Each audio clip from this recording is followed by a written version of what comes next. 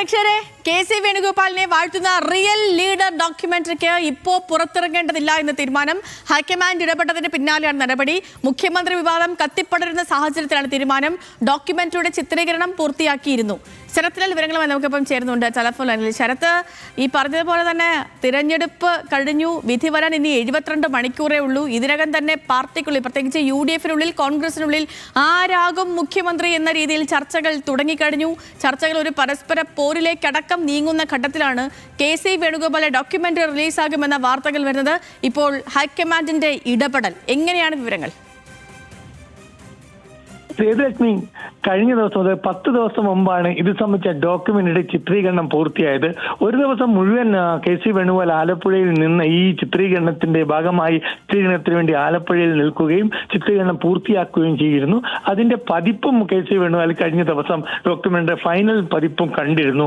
അതിനുശേഷമാണ് ഇപ്പോൾ മുഖ്യമന്ത്രി വിവാദം കത്തിപ്പടരുന്ന സാഹചര്യത്തിൽ ഇപ്പോൾ ഇത് റിലീസ് ചെയ്യേണ്ട എന്ന തീരുമാനത്തിലേക്ക് ഹൈക്കമാൻഡ് കെ.സി. വേണുഗോപാലിനെ ഉപദേശിച്ചത്.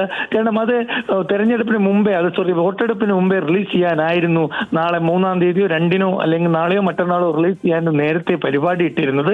എന്നാൽ അത് വേണ്ട, അത് കാര്യത്തിൽ ഇപ്പോൾ അങ്ങനത്തെ ഒരു കാര്യം വേണ്ട എന്ന നിലപാടിലാണ് കോൺഗ്രസ് ഹൈക്കമാൻഡ്. ആ നിലപാട് കെ.സി. വേണുഗോപാലിനെ തന്നെ അറിയിക്കുകയും ചെയ്തിട്ടുണ്ട്. അതുകൊണ്ടാണ് ഈ ഡോക്യുമെന്ററിയുടെ റിലീസിങ് ഇപ്പോൾ തടഞ്ഞിരിക്കുന്നത്.